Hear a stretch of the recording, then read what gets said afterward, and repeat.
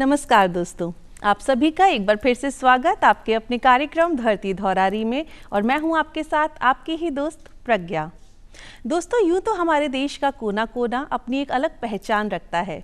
हर शहर की अपनी एक अलग विजय गाथा है। लेकिन अगर बात करें राजस्थान की, तो राजस्थान मानचित्र पर अपनी खूबसूरत पहचान रखता है।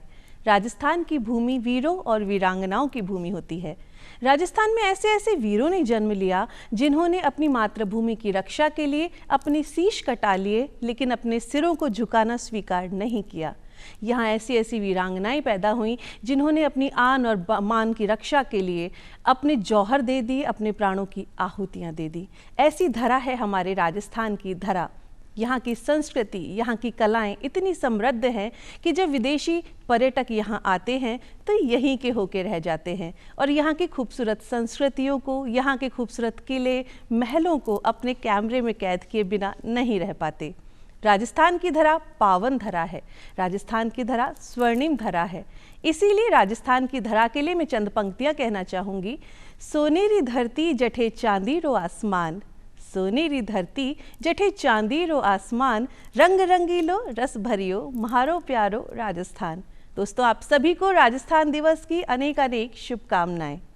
और भी बहुत सी खूबियां हैं और भी बहुत सी विशेषताएं हैं हमारे प्यारे राजस्थान की, जिनके बारे में हमें बताएंगी हमारी आज की मेहमान। आज हमारे साथ स्टूडियो में बहुत ही खास मेहमान हैं जिन्होंने कला, संस्कृति और पर्यटन पर गहन अध्ययन किया है। राजस्थान का बहुत पुराना नाता रहा है उनके साथ में और लेखन की दुनिया का वो जाना पहचाना नाम है और राजस्थान की जानी पहचानी आवाज़ है। तो आइए मिलकर स्वागत करते हैं हमारे आज की मेहमान तृप्ति पांडे जी का। मैम, बहुत बहुत स्वागत है आपका धरती धौरारी में। आपको बहुत बहुत नमस्कार और आपके दर्शकों को भी बहुत बहुत प्रणाम। और आपने इतनी सारी बातें मेरे बारे में कह डाली हैं कि मैं कहाँ से शुरू करूं, पर हाँ, ये ज़रूर है कि राजस्थान से मुझे बहुत प्यार है जी। और राजस्थान की कण कण में और राजस्थान के पूरे माहौल में मैं रच बस गई हूँ और मुझे लगता है मेरे अंदर राजस्थान रहता है और मेरे साथ राजस्थान चलता है। क्योंकि जब भी मैं कभी विदेश घूमने जाती हूँ तो ये बात वो बात और फिर मेरा राजस्थान। तो सब कहते हैं कि तुम्हें राजस्थान इतना अच्छा लगता है तो तुम बाहर क्यों घूमने आती हो। तो मैंने कहा बाहर इसलिए आती हूँ कि खुद भी दुनिया देखना चाहती हूँ, मुझे बहुत प्यार है दुनिया देखने से, और साथ में देखूंगी भी। और राजस्थान का प्रचार प्रसार के लिए मैं वॉकिंग टॉकिंग एजेंट बन जाऊंगी। और मैम, आपको भी राजस्थान दिवस की ढेरों शुभकामनाएं। राजस्थान को आप साथ लेकर आई हैं, सारे रंग आपके अंदर समाये हुए हैं आज राजस्थान के। आपके दर्शकों के लिए खास तौर से ये पहना है और इसका नाम है समुद्री लहरिया। सोचिए कि हमारे रंगरेज कितने होशियार होते थे कि इस रेगिस्तान में जहाँ बारिश कभी कभी होती थी और सालों साल अकाल पड़ता था, तो वो रंग को जीने के लिए रंगरेज जो समुद्र लहरिया बना दे। समुद्र लहरिया का नाम रखे इसका कि जो समुद्र से लहरें उठती हैं उनके कौन कौन से रंग आ जाते हैं। आप कभी कभी वो प्रिज्म देखती है ना, और ये एक तरह से इंद्रधनुष कह लीजिए, तो सारे रंग आपको रंगरेज भर देता है। उसी तरह से जैसे संस्कृति में लोग गाते हैं बजाते हैं, उसी तरह से हमारे जो शिल्प वाले हैं, जो हमारे रंगरेज हैं या हमारे ब्लॉक प्रिंटर्स हैं, वो अपनी तरह से एक रंग भर देते हैं। तो राजस्थान के सारे प्रदेशवासियों को और वो जो राजस्थानी दूर दूर रहते हैं उन सबको इन रंगों के साथ मेरा रंग भरा प्रणाम। मैम, बहुत सारी बातें आपसे करेंगे, राजस्थान की संस्कृति को ज़रा और करीब से जानेंगे। आज इस मंच पर आप आई हैं तो यकीनन बातें तो बहुत सारी होंगी, लेकिन सबसे पहले अगर हम बात करें उस ज़माने की जब हम छोटे हुआ करते थे, उस बचपन की जो बहुत खूबसूरत हुआ करता था। और कहते भी हैं तृप्ति जी कि हम चाहे कितने भी बड़े हो जाए लेकिन वो ज़माना हम कभी भूल नहीं सकते, बचपन का ज़माना। तो मैम, कहाँ आपका बचपन गुजरा है, कहाँ जन्मी है? पहली बात तो ये कि मैं तो ये कहूँगी दिल तो पागल है, दिल तो बच्चा है, क्योंकि मेरा बचपन तो मेरे साथ चलता है और मैं सोचती हूँ कि मेरे अंतिम सांस तक मेरा बचपन जिंदा रहेगा। पर हाँ, बचपन की बहुत सारी यादें हैं और वो बहुत सारे खेल जो आजकल के बच्चे नहीं खेलते हैं, जो सिर्फ उस पर बैठे रहते हैं अपने लैपटॉप पर या फ़ोन पर, जो भी उनके पेरेंट्स उनको पकड़ाते हैं। कितनों ने सतोलिया खेला, कितनों ने पहलदूज खेली, कितनों ने खो खो खेला घर के बीच, और छिपा छिपी खेली। हम लोग तो, हमारे जो परिवार है जो हमारा, हम बहुत सारे भाई बहन हैं, हम 7 बहनें और 2 भाई। तो हमारा तो घर ही सोचिए अपने आप में एक ग्राउंड था जिसमें हम खेलते थे।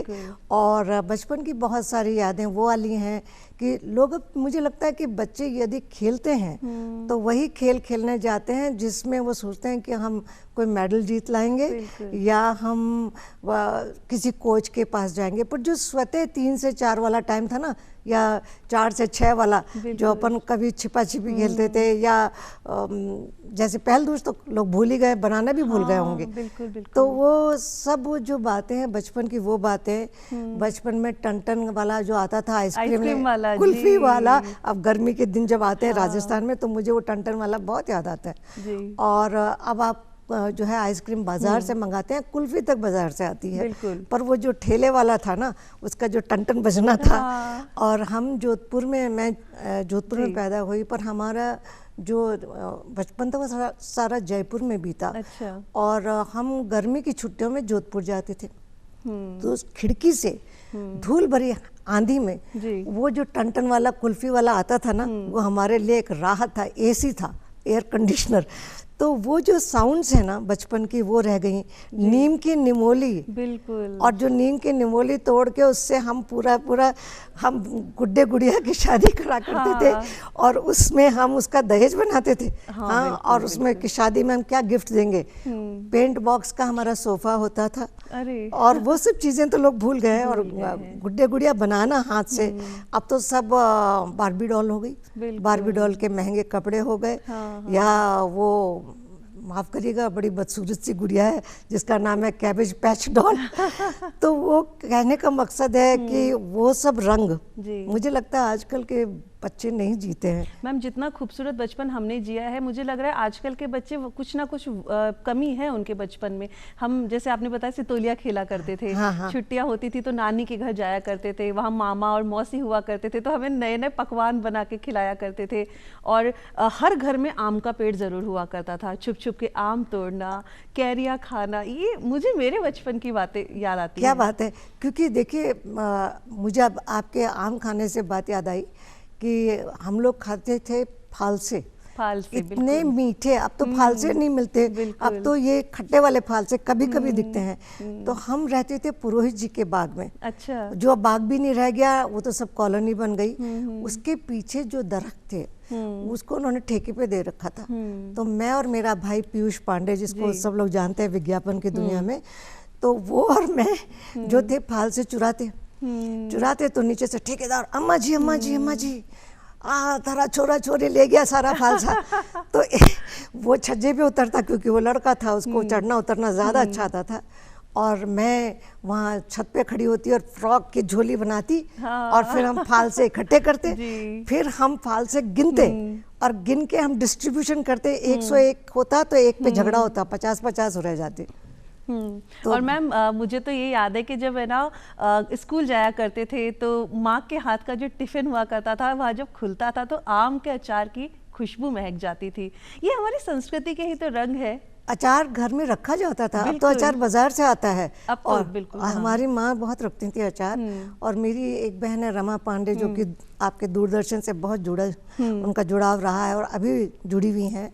उनको अभी भी अचार रखने का बहुत शौक है, तो वो हमेशा अचार रखती हैं। फिर सब घर में उनका जो है एक अचार का मर्तबान आता है, और वो जो चीनी के मर्तबान थे ना जी, अब वो अचार के ना होके लोगों के डेकोरेशन में या रेस्टोरेंट में चले गए। बिल्कुल बिल्कुल। और मैम, जैसा कि आपने बताया कि संयुक्त परिवार रहा था आपका, 7 भाई बहन थे आपके, तो जब त्योहार हुआ करते थे तो उन त्योहारों में अलग ही माहौल हुआ करता था घर का, क्योंकि इतने सारे जब भाई बहन होते हैं तो त्योहारों की मस्ती अलग होती है, वहाँ का माहौल अलग होता है। तो किस तरह बचपन के त्योहार मनाया करते थे? बताती हूँ अभी आपको।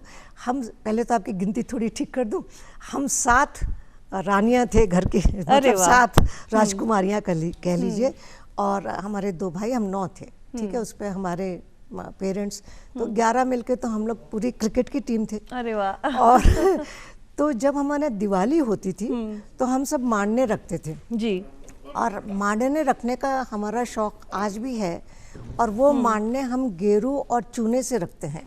वो मांडने लोग आजकल रखते नहीं, लोग खांचे ले आते हैं, और अभी भी जब वो चूने से उंगली कट जाती है, जब हम पूरा रख लेते, हम रख रहे होते, मेरा भाई इतना बदमाश, वो पीयूष पांडे, उसको तो मैं बताऊं, उसने हर बार पटाखे छुड़ाए, जब हमारा पूरा मांडना बन जाता तो वो धड़ाक से पटाखा छूटता और उस पे से हमारे चूने और घेरू के रंग गिरते, और हम गए भैया मारेंगे मारेंगे तुमको।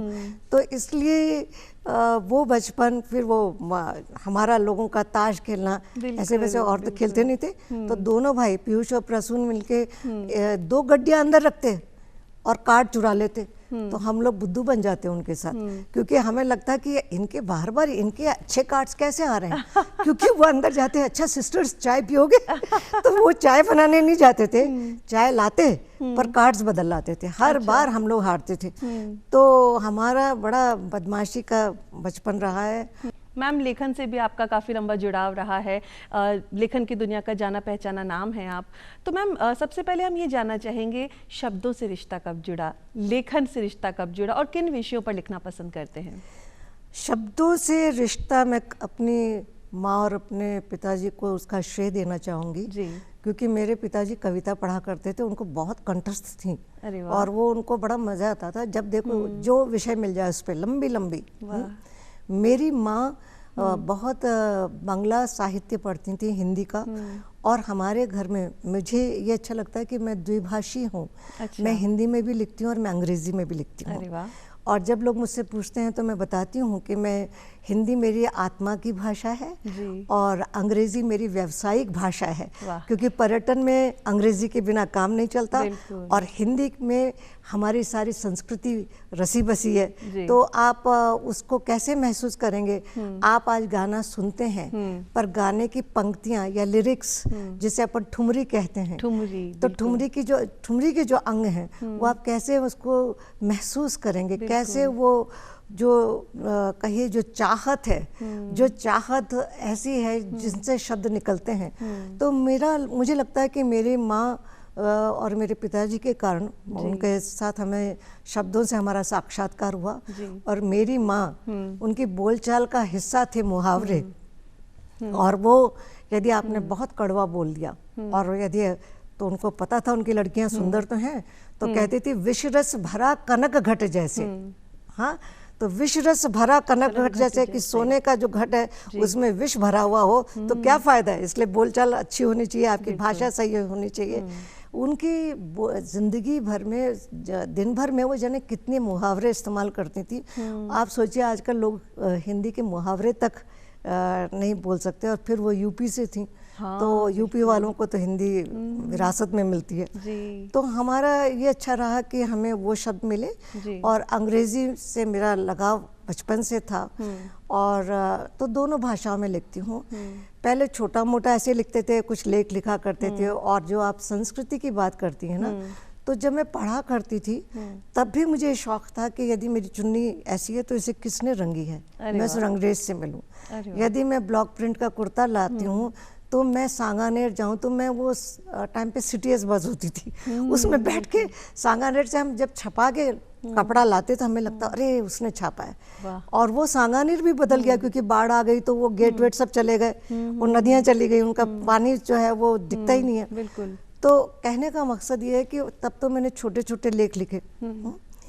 फिर जब मेरा पर्यटन से जुड़ाव हुआ और संस्कृति, मुझे लगा कि राजस्थान में वो सब तो है, किले हैं, पर सब यदि मौन है, और यदि आपको वो संस्कृति जिसे आज हम लोग इंटेंजिबल हेरिटेज कहते हैं, जो सजीव संस्कृति, मैं इस बात का मुझे बहुत गर्व है, जैसे आप कह रही थी कि मेरा ये काम नहीं था उसको जोड़ना।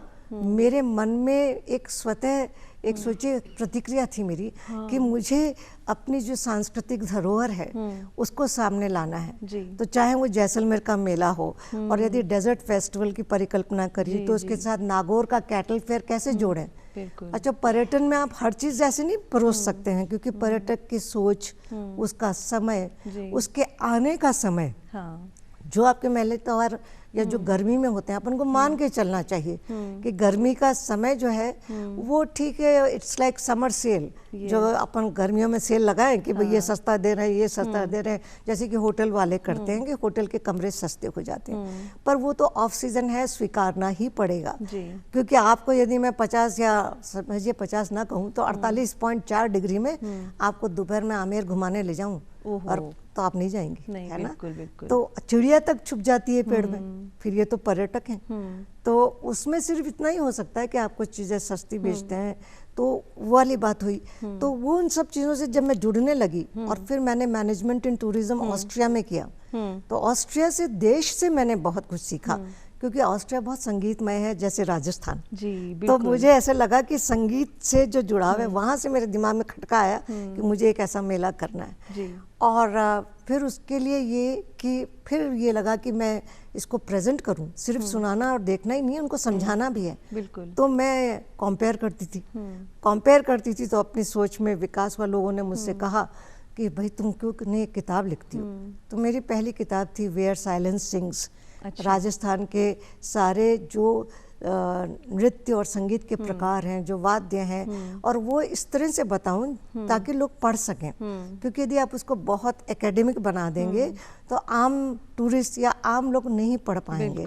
तो ये मुझे शायद विरासत में सरस्वती की कृपा कहिए कि मुझे मिला कि मैं वो बात लोगों तक पहुंचा सकूं मेरे कंपेयरिंग के जरिए। और आपको 2-4 बातें बड़ी अच्छी बताना चाहती हूँ कि कभी कभी लोग कैसे मिलते हैं। एक बार ये मेरा जो छोटा भाई है प्रसून, वो फिल्म डायरेक्ट कर रहा था, एड फिल्म, हम लोग गए हुए थे मंडावा। अच्छा।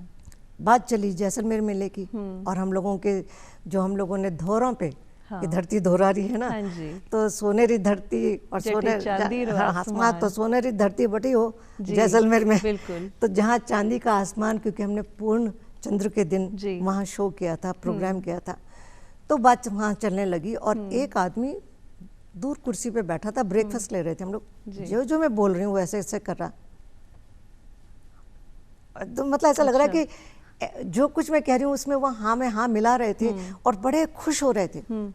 मुझे बड़ा अजीब सा लगा कि एक अकेला आदमी बराबर मेरी बात पे उधर से गर्दन हिला रहा है जी। थोड़ी देर में बोला, तृप्ति जी, हाँ, मुझे आपको बताना है जितनी बातें आपने अभी जैसलमेर की हाँ, हैं, हम लोग बीकानेर से आपकी कंपेयरिंग सुनने आया करते थे। अरे वाह। तो सोचिए कि वो मेरे लिए इतना बड़ा प्रशस्ति पत्र था कि कोई आदमी अचानक मुझसे कहे, और वो आदमी जो है वो राजपूत है और वो खुद भी प्रोडक्शन वाला है, तो वो मेरा भाई का प्रोडक्शन देख रहा था, वो बेचारा अलग बैठा हुआ था। मैम आपने बोला कि राजस्थान की जो कला संस्कृति है, यहाँ के जो किले हैं, महल हैं, वो यहाँ की धरोहरें विश्व विख्यात हैं जी जी। और जब विदेशी सैलानी भी यहाँ आते हैं तो मतलब देख के एक बार तो अचंभा होता होगा कि अरे कैसे बनाया होगा, इतना पुराना है ये आर्किटेक्चर, लेकिन कितना खूबसूरत है। कभी कभी मेरे मन में भी ये ख्याल आता है कि अरे ये बनाया कैसे होगा। आपका क्या ख्याल है? वो तो है, क्योंकि देखिए हर किला अपने आप में अलग है और हमारे अलग है, और हमारी स्टाइल ऐसे नहीं जैसे चर्च की होती है कि गॉथिक और जो है बरोक, वो स्टाइल बिल्कुल फिक्स है। हमारे सारे किलों की स्टाइल अलग अलग है, तो फिक्स नहीं है बिल्कुल कि बिल्कुल मुगल आर्किटेक्चर हो या राजपूत आर्किटेक्चर हो, या जहाँ जैसे जैसे इन्फ्लुएंसेस आते गए, जैसे जैसे प्रभाव पड़ते गए, वैसे वैसे उनके आर्किटेक्चर में अंतर आया।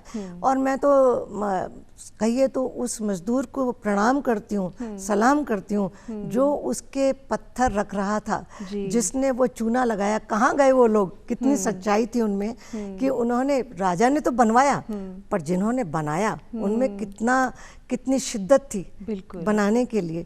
और मैं पता मानेंगी नहीं कि मैं हर किले में जब भी जाती हूँ, और बहुत दफे ऐसा होता है कि मेरे रोंगटे खड़े हो जाते हैं, मुझे लगता है मैं कोई ना कोई आत्मा हूँ जो इससे जुड़ी हुई हूँ, और हर लड़की चाहती है कि वो राजकुमारी हो, पर ज़रूरी नहीं है, हो सकता है मैं मजदूरी रही हूँ, हाँ, पर मेरा दिल दुखता है यदि मैं किसी चूने की को गिरते देखती हूँ, कोई आदमी वहाँ नाम लिख जाता है, मैं कहती हूँ आए थे तो उसको मन में लेके जाओ ना, दस्तखत करके क्यों जाते हो।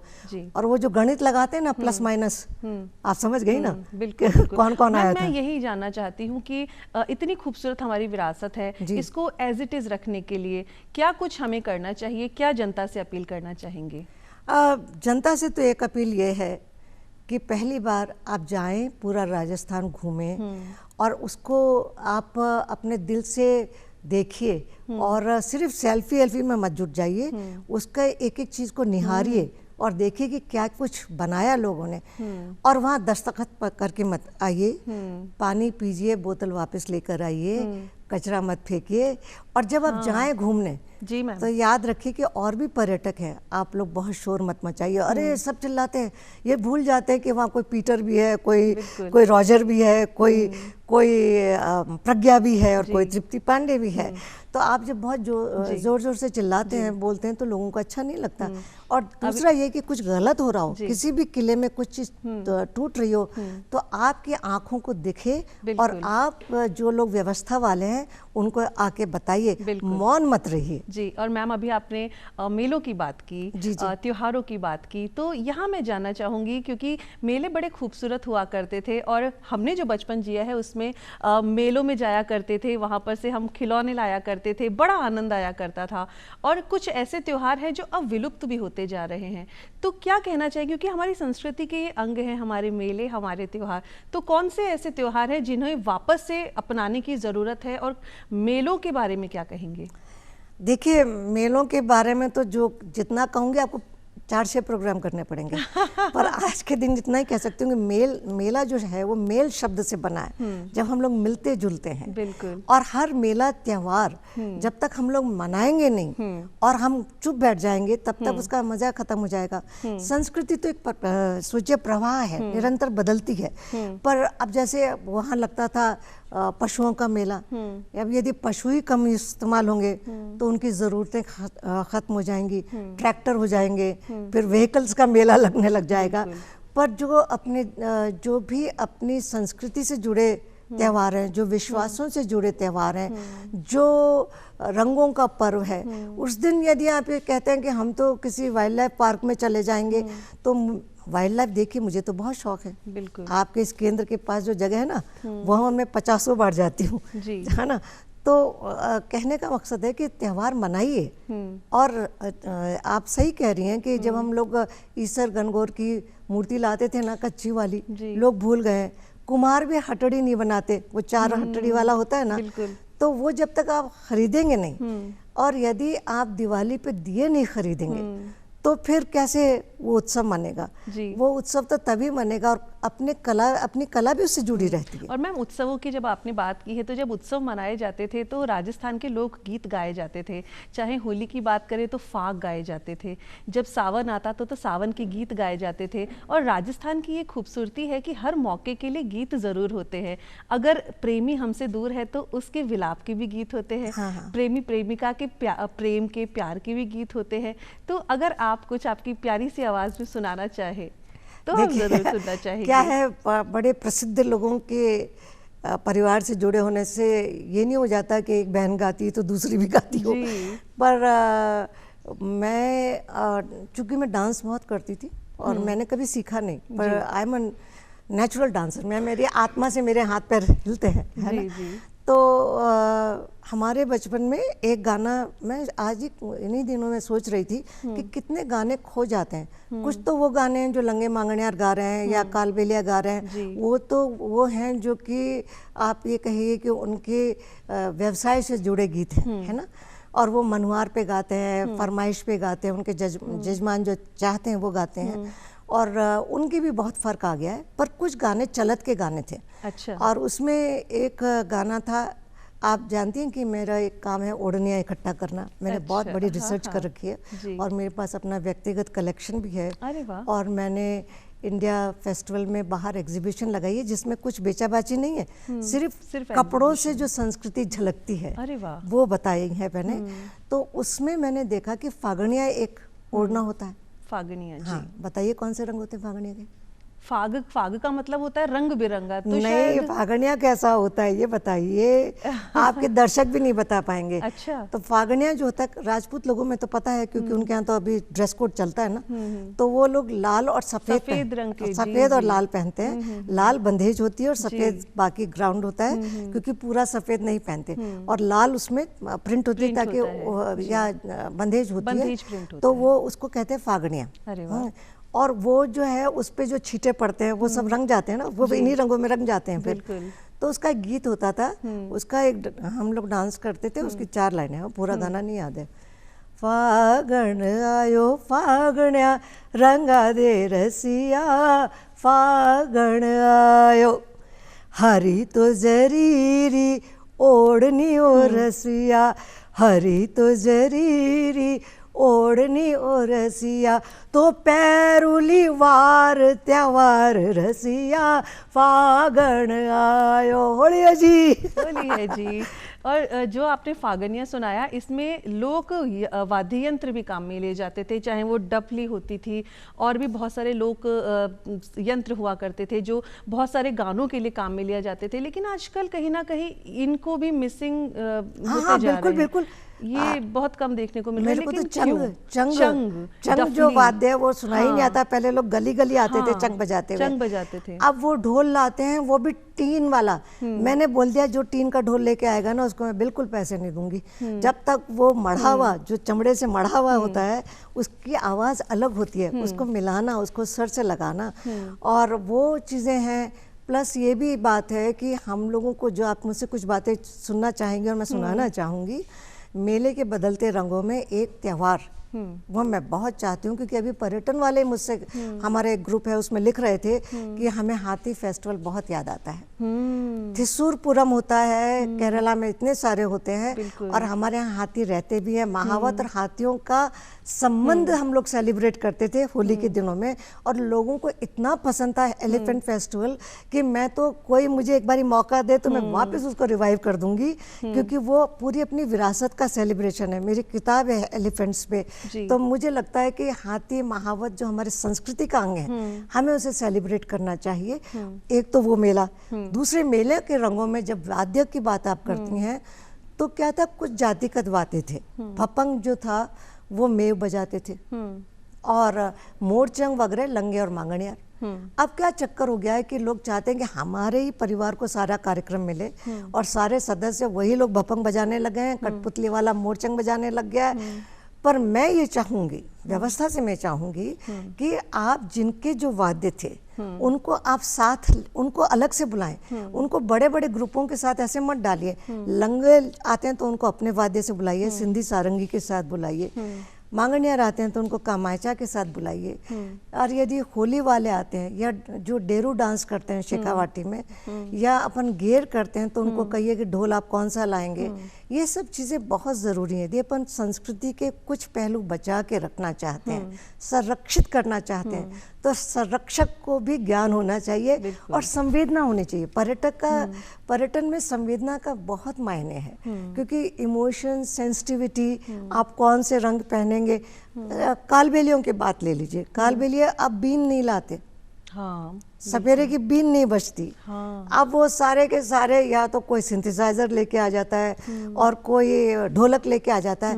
उनका छोटी सी ढपली बजती थी, याद है, छोटी सी गोल गोल, तो वो, और सब जो बीन, तो यदि वो सब लेके आएंगे ना, तो एक अपन वही जो रंग है, क्योंकि सुरों का एक रंग होता है, वाद्यों का एक रंग होता है जो मन तक पहुंचता है। तो मैं तो यही चाहूंगी कि जो लोग प्रोग्राम्स कराते हैं, और मैं तो बार बार कहती हूँ कि मैं अपनी अंतिम सांस तक राजस्थान को ये रंग देने के लिए बिल्कुल हाजिर हूँ, और समझिए कि कहिए प्रतिबद्ध हूँ जी। तृप्ति जी, आप कला संस्कृति विशेषज्ञ हैं, आपको पता है कि जब पर्यटक यहाँ आते हैं तो उन्हें क्या देखना ज़्यादा पसंद होता है।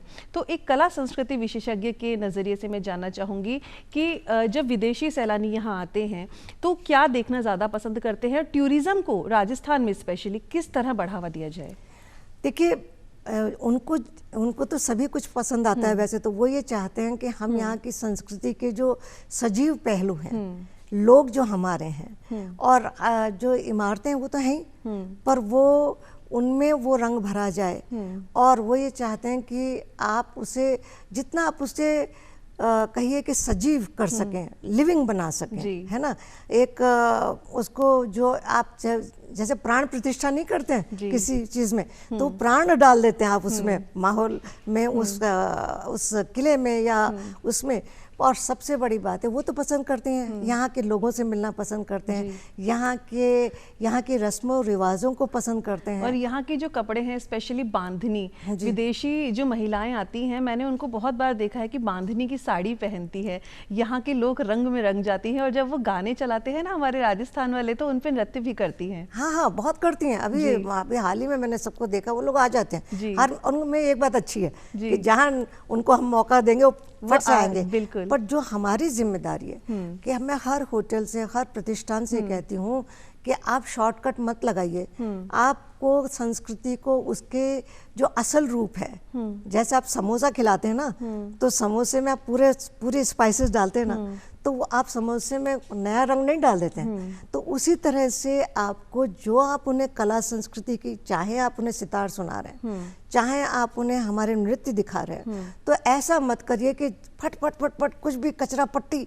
है ना, और कोई कंपेयर नहीं होता, कोई समझाने वाला नहीं होता है। तो ना तो संस्कृति को संरक्षित कर पा रहे हैं, ना हम उन तक अपने को बता पा रहे हैं कि हमारे ये जो आर्ट फॉर्म्स हैं ये कब गाए जाते थे। जैसे भी आपने कहा कि ये यदि हिचकी है तो हिचकी याद आने वाला गाना है, या केसरिया बालम है तो उसका क्या मतलब है। और यदि अपन ये गोरबंद गाते हैं तो ऊँटों का गोरबंद आप सब बताते हैं, है ना। तो आप यदि उसको अच्छी तरह से प्रस्तुतिकरण, जैसे आप अभी कार्यक्रम प्रस्तुत कर रही हैं, तो प्रस्तुतिकरण एक बहुत सशक्त हिस्सा होता है। और मैं ये मानकर चलती हूँ कि उसके लिए संवेदना चाहिए, और हमारा कर्तव्य होता है कि हम ये करें कि हम जो कलाएं जातिगत जातियों से, समूहों से जुड़ी हैं, उनको उनसे तक उनके सभी सदस्यों को लेकर आएं। ये नहीं होना चाहिए कि अब ये स्टूडियो से ये रिकॉर्डिंग फेमस हो गई, वो म्यूजिकल कॉन्टेस्ट में आ गया तो बस अब वही रंग हो गया।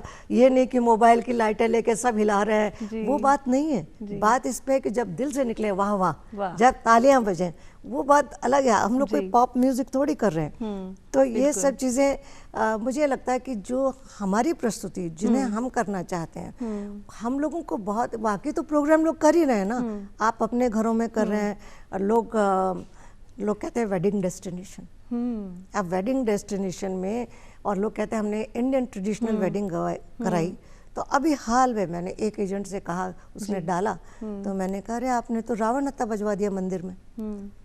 तो मैडम ये बड़ी महंगी शादी नहीं थी। तो मैंने कहा महंगे से कुछ नहीं होता है, आप चाहते तो सिर्फ शंख ही बजवा सकते थे, पर रावण हत्ता शादी और पंडित के साथ नहीं जुड़ता। तो उतनी सहजता तो जो पर्यटन का प्रचार प्रसार कर रहे हैं उन्हें होनी चाहिए। उन्हें ये नहीं होना चाहिए कि आप तो हम विदेशी पर्यटक को हम कुछ भी दिखा दें, फिर वो फोटो लेके जाता है, फिर वो वही दिखाता है, फिर वो सच बन जाता है। तो अगर मैं ये कहूँ कि राजस्थान की कला, संस्कृति और पर्यटन आपकी आत्मा में बसता है, तो शायद कहीं गलत नहीं होगा। अरे वाह, सच में। और मुझे मैम कहीं से ये पता चला है कि आपको फोटोग्राफी का भी शौक है, और स्पेशली वाइल्ड लाइफ फोटोग्राफी का। ये शौक कहाँ से लगा मैम? मुझे ना हमेशा कुछ हट के करने की आदत है। जब मैं पढ़ रही थी तब मैं कैमरा खरीदने गई, तो मैंने उससे कहा कि मुझे ऐसा कैमरा देना जिसमें मेरा दिमाग चल सके, मुझे ऐसे इंस्ट्रूमेटिक कैमरा नहीं चाहिए। तो पहला कैमरा वहाँ पकड़ा, पर तब मैं सिर्फ मॉन्यूमेंट्स की, कल्चर की करती थी। वाइल्ड लाइफ का चस्का जो है ना, वो कोविड के दौरान चढ़ा। अच्छा। जब कहीं जा नहीं सकते थे, कहीं आ नहीं सकते थे, भाग्यवश मेरे घर में एक छत है, वहाँ एक बरगद का पीपल का पेड़ है, जिसपे दुनिया भर की चिड़िया आती थी। अरे वाह। तो मुझे लगा कि इसको देखना तो बड़ा खुशगवार है। पीली चिड़िया आई तो मुझे पता पड़ा ये कौन सी चिड़िया है। हरियल कबूतर आया, तब मैंने जाना कि ये हरियल क्या है। फिर मैंने कहा अरे अपने तो ये झलाना बिल्कुल पास में, आपके भी बहुत पास है। बिल्कुल। तो मैंने वहाँ जाना शुरू किया, और भैया या तो मैं नहीं जानती कि मैंने इतने टिकट खरीदे हैं राजस्थान के किसी भी डेस्टिनेशन में। मैं इतनी बार नहीं गई हूँ जितनी बार मैं झालाना गई हूँ। अब तो वहाँ के ड्राइवर यहाँ तक कि मुझे लेपर्ड भी पहचानता होगा। पर मेरा ख्याल ये है कि हम लेपर्ड के पीछे नहीं भागना चाहिए।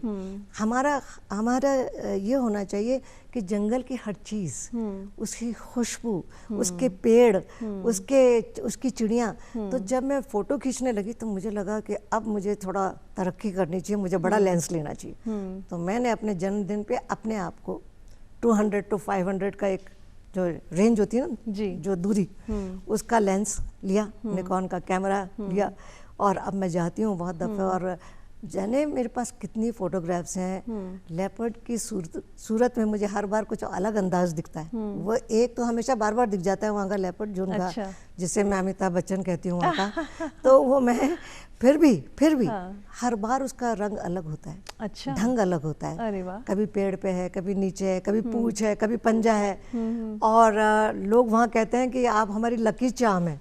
क्योंकि बाय एंड लार्ज ऐसा होता है कि 100 में से कम 90 बार तो मुझे दिखता ही दिखता है। अरे वाह। तो इसलिए मैं ज़रूर जाती हूँ और फिर मैं फ़ोटोग्राफ्स करने लगी। हो सकता है जैसे मैंने एलिफेंट की किताब करी है, कोई दिन मैं ये किताब अपने अलग ढंग से करूं। ये वाइल्ड लाइफ नहीं है, ये एक अलग सा जुड़ाव है। जी बिल्कुल मैम, आप ज़रूर करेंगी, हमें उम्मीद है।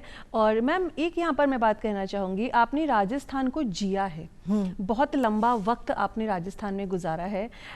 आज से 40-50 साल के पहले का राजस्थान और आज का जो आधुनिक राजस्थान है, उसमें क्या कुछ समानताएं या क्या कुछ अंतर पाती हैं?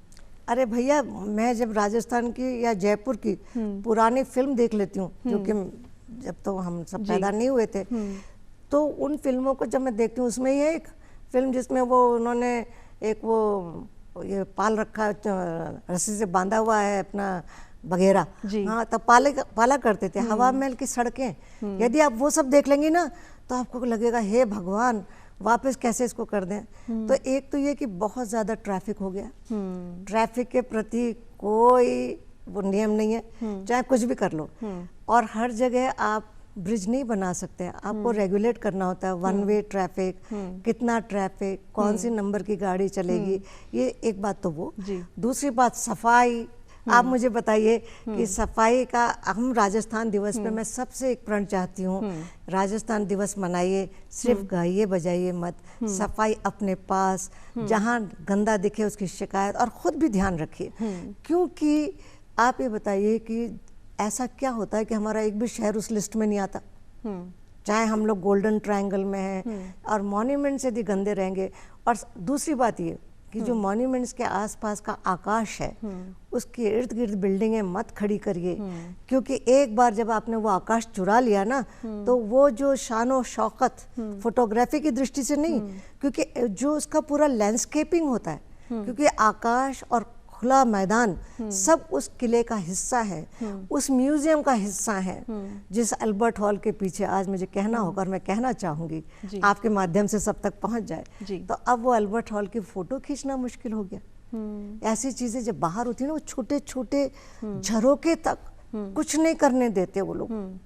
तो मुझे लगता है कि हमारे पास इतना कुछ है, पर हम चौकन्ने नहीं है, और हम सिर्फ ये सोचते हैं एक और इमारत खड़ी कर लें, एक और ऊंची दीवार बना दें। तो मैं तो एक दिन मैंने कुछ लिखा था, याद नहीं, छोटी सी कुछ कविता थी, हर दिन मेरा आकाश चोरी होता है, हर दिन मेरा सूरज खोता है, हर दिन मेरा आकाश चोरी होता है, हर दिन मेरा सूरज खोता है। तो किससे शिकायत करें?